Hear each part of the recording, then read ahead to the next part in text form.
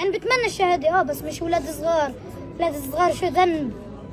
يعني شو ذنبنا احنا يعني؟ انت بدك تطلعنا من دارنا؟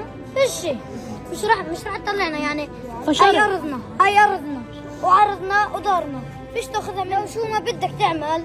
شو ما بتجيب جرافات ماكينات، شو ما تجيب جبات، ربنا معانا، ربنا حامينا. ما دام ربنا معانا فيش ايش بيزل. الجيش بيهدد انه رح يضل يدخل على المخيم.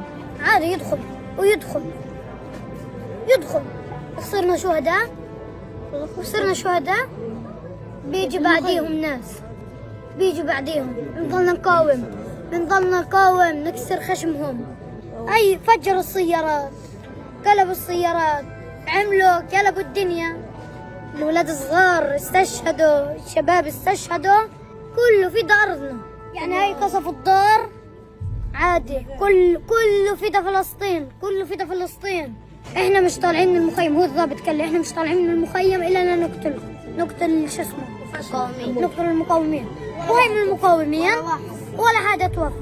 والاقتحام اللي قبل يعني شايفي من اجرامهم، واحد قاعد من قلب الدار طخوه طلق براسه.